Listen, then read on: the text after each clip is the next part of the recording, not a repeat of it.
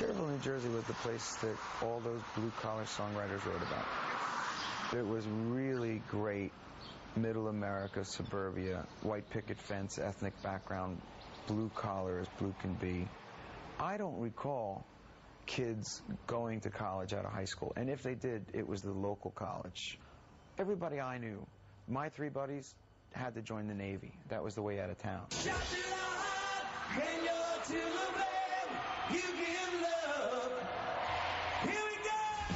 For musician John Bon Jovi, this was his ticket out.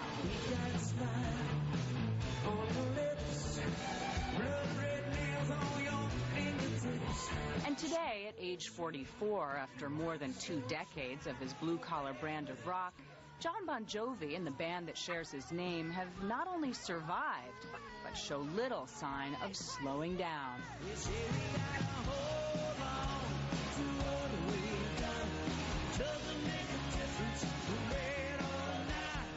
When I'm out there, I feel like, you know, you can do anything. You can knock down the building. You're the best man there ever was for the job. You know, there's that invincibility of being out there.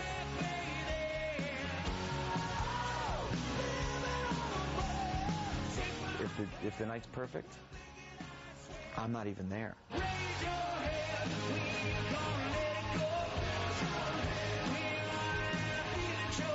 This was the scene 2 weeks ago at Bon Jovi's Garden State Homecoming, the first of 3 sold-out nights at New Jersey's Giant Stadium, the tail end of a 65-city tour.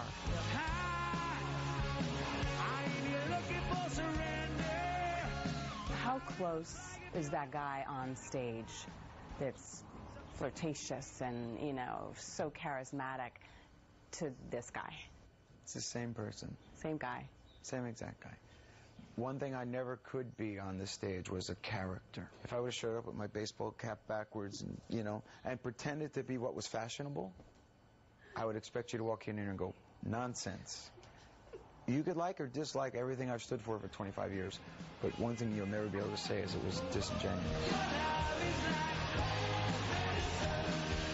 And in the sold-out crowd of 55,000, 2 generations of fans, including teens not even born when the band first hit big. We caught up with Bon Jovi on break from his tour at his vacation home in New York's East Hampton, which he shares with his wife of 17 years, Dorothea, and the couple's 4 children. The importance of family. You have a tight schedule, but you make time. You make it work.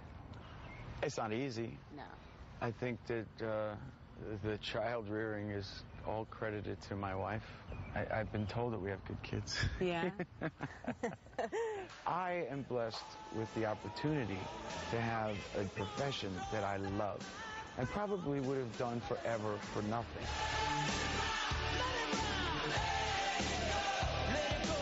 It was 1986's Slippery When Wet, which sold more than 14 million copies that propelled Bon Jovi to superstar status.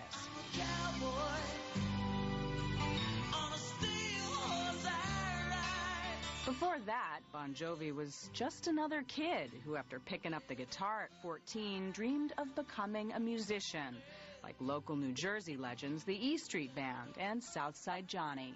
That's all I thought big time was. I never wanted to be in Led Zeppelin or Kiss or the 70s bands I grew up in. It was too big. It was too abstract a theory. This, I couldn't have lied to you like this, you know, when I was 16, 18 years old. I couldn't have lied this big. But big he became. Bon Jovi practically defined stardom in the 1980s.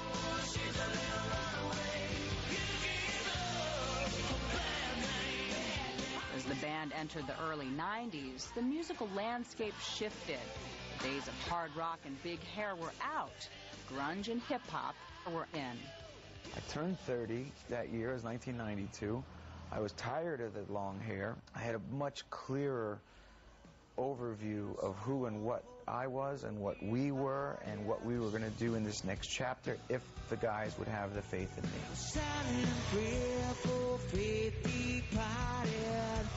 By 2000, they were back in the right place with the right song. Seize the Day anthem, It's My Life. One of the band's biggest sellers ever. It's my life, it's now or never. I ain't gonna live forever. 25 years performing on stage. We know what your music does for the audience. Being up there, what does it do for you? I'm not quite sure. I don't need that. I know performers who are applause junkies, who live for the spotlight, who have never met a mirror they didn't like. It's like a fix. They gotta get on need stage. that applaud. And when they leave the touring cycle, run down to the bar and do it again. When I'm not playing, I don't live for that. There's so many other things that I'd prefer to do. Aside from music, one of those other things might include his role as co-owner of the Arena Football League's Philadelphia Soul. Come on, my brother, Daddy. Come on.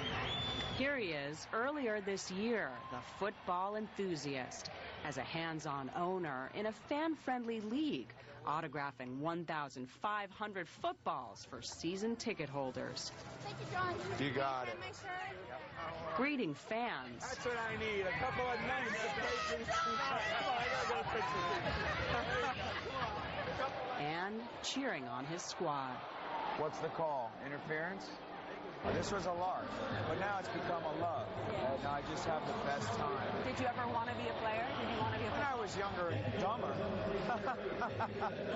Now I'm old and tired, you know? What position would you want I'd to... have to be quarterback.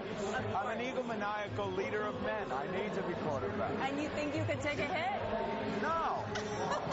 No, that's the whole point. That's why I bought the team. But over the years, Bon Jovi has taken his share of hits. From critics who have maligned everything from the band's looks to its lyrics, to which he has responded with his own hits. Over 100 million sold.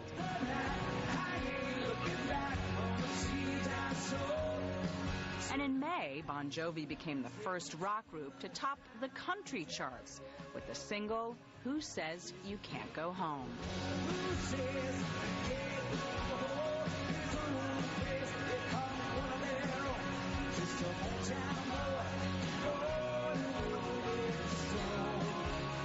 The critics haven't been always so nice. Do you care? Do you take it personally? Do you just process it, breathe through it? I think in all honesty, you know, no matter who you are, President of the United States or a pop star, you're going to be criticized. So you can't take it personal. Do people critique my music? Sure. Do some of them dislike it? Yeah. That's okay. It is what it is. You can't argue with success. Bon Jovi admits that it's his success as a songwriter that's given him the ability to own a football team.